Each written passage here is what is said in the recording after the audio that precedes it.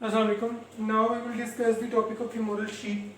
femoral sheath क्या होती है और किस चीज़ को कवर कर रही है, सारा हम देखेंगे। सबसे पहले आपको इसकी शेप का पता होना चाहिए, फनल शेप्ड है, ठीक है। दूसरे नंबर पर जो आपको चीज़ पता होनी चाहिए वो ये कि upper part of the vessels को कवर कर रहा है, मतलब जो आपकी femoral आर्टरी है और femoral वेन है उसके अपर पार्ट को इसने कवर किया। femoral आर्टरी, वेन और लिम्फेटिक्स को इसने कवर किया, ठीक है।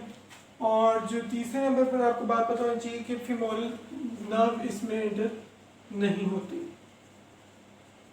क्यों नहीं होती वो हमने फीमोरल नर्व में भी डिस्कस कर लिया था। इधर मैं बता देता हूँ कि जो इसकी पोस्टीरियर वॉल होती है फीमोरल शीथ की, जो फेशिया इलिका से मिलकर बनती है, इसके पीछे फीमोरल नर्व प्रेजेंट होती है, जिसकी वजह से वो आगे नहीं आ पाती, तो वो पीछे रह जाती है, वो अंदर एंटर नहीं होती फीमोरल शीथ की, ठीक है।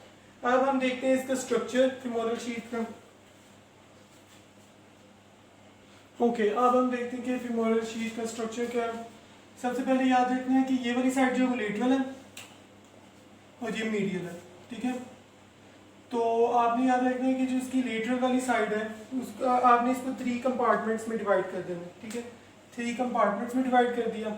जो पहला लेटरल साइड वाला कंपार्टमेंट है उसको आपने कहना है आर्टेरियल कंपार्टमेंट, ठीक है, या लेटरल कंपार्टमेंट कह सकते हैं। तो ये जो आर्टेरियल कंपार्टमेंट है इसमें आर्टरी होगी, नाम से शो हो रहा है, एक फीमोरल आर्टरी होगी और एक जेनिटोफीमोरल ब्रांच होगी, ठीक है। जेनिटोफीमोरल ब्रांच होगी, ये दो होंगी इसमें। कौन सा कंपार्टमेंट है, लेटरल या आर्ट्रियल कंपार्टमेंट। इसमें फीमोरल आर्टरी होगी प्लस जेनिटोफीमोरल होगी, ठीक है। उसके अलावा आपके पास जो दूसरा है वो है वीनस कंपार्टमेंट। ये वाला कंपार्टमेंट है वीनस कंपार्टमेंट, इसको आप इंटरमीडिएट भी कह सकते हैं कंपार्टमेंट, ठीक है। ये था लेटरल कंपार्टमेंट, वो है वीनस कंपार्टमेंट या इंटरमीडिएट कंपार्टमेंट। अब इसमें क्या होगी, वेन होगी, जिसको आप फीमोरल वेन कहते हैं, ठीक है। उसके बाद जो आपके पास तीसरे नंबर पर आता है वो है medial compartment, medial most compartment, ठीक है। इसको मीडियल कंपार्टमेंट या लिम्फेटिक कंपार्टमेंट भी कहते हैं। इसको आप फीमोरल कैनाल भी कहते हैं, ठीक है। इसके अंदर लिम्फेटिक्स भी होती हैं और ये फीमोरल कैनाल भी होती है, जिसको हम अब डिस्कस करेंगे पूरे डिटेल के साथ। अब ये दोबारा मैं आपको समझाता हूँ सारा। ये यहाँ तक आपको सारा समझ आ गया होगा कि कंपार्टमेंट्स में कैसे डिवाइड होती है, उसके अलावा ये इसकी स्ट्रक्चर क्या होता है। अब जो आपको पता होना चाहिए कि इसकी वॉल्स कैसे बनती, बाउंड्रीज क्या है, तो बाउंड्रीज भी हम इसकी अब डिस्कस कर लेते हैं। ओके, अब हम इसकी देखते हैं बाउंड्रीज।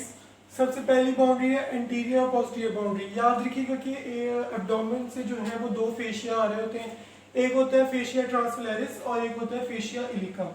जो ऊपर से आ रहा होता है, जो एंटीरियर वॉल बना रहा है वो है फेशिया ट्रांसफिलेरिस, फेशिया ट्रांसफिलेरिस,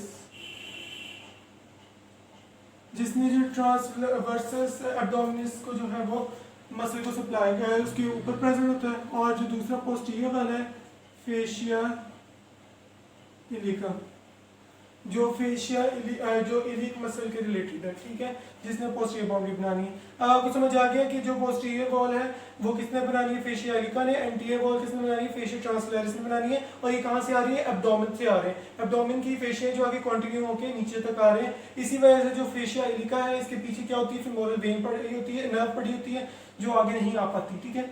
उसके बाद है इंफीरियर बाउंड्री। अब यहाँ तक जो आपकी नर्व हो गई आधी कंप्लीट, ठीक है।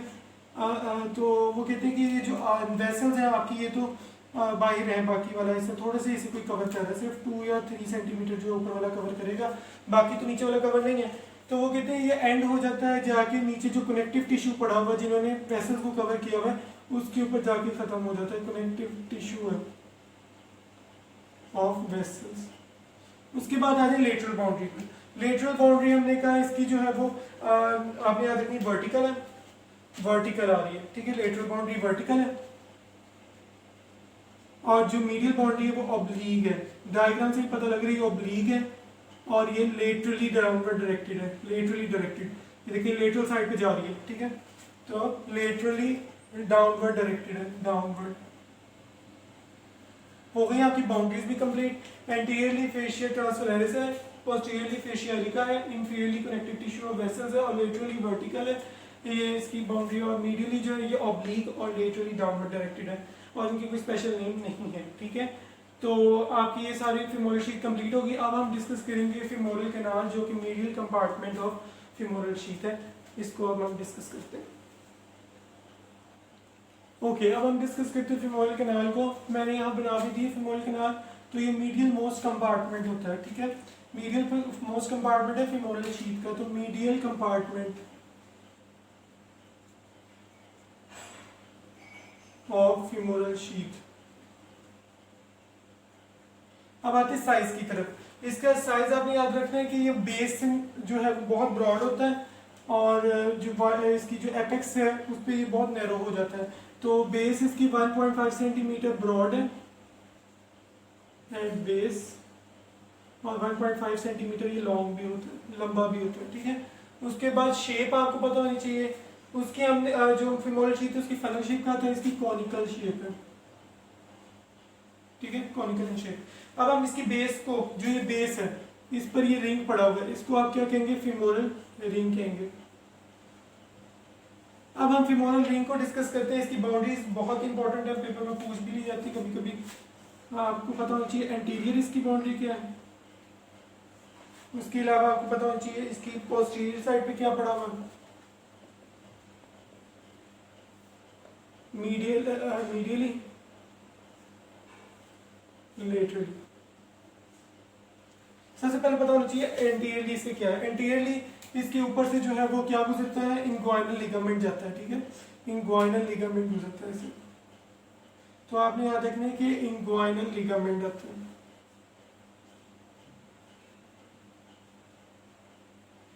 ठीक है, उसके बाद पोस्टीरियरली आपको पता होना चाहिए इसके पीछे क्या पड़ा हुआ? पेक्टिनियस मसल है।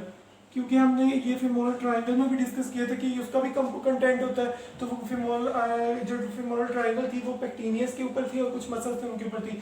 तो पेक्टिनियस का कुछ हिस्सा जो है वो फीमोरल कैनाल के हिस्से में आ जाता है, इसलिए फीमोरल कैनाल उसकी पोस्टीरियर बाउंड्री बना रही है। उसके बाद जो है वो मीडियली अब आपने याद रखना है इसके जो मीडियल साइड पर है तो लैक्यूनर लिगामेंट होता है वो प्रेजेंट होता है, और लेटरल साइड पर ये जो सेप्टम सेपरेट कर रहा है वो होता है सेप्टम।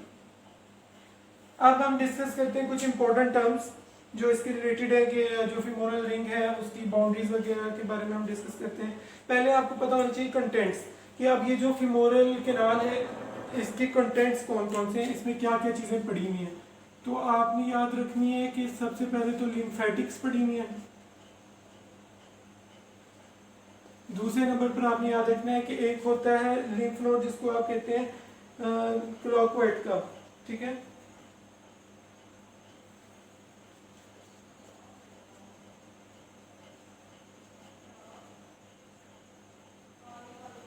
ठीक है, उसके अलावा जो है आपने याद रखना एरियोलर टिश्यू होता है।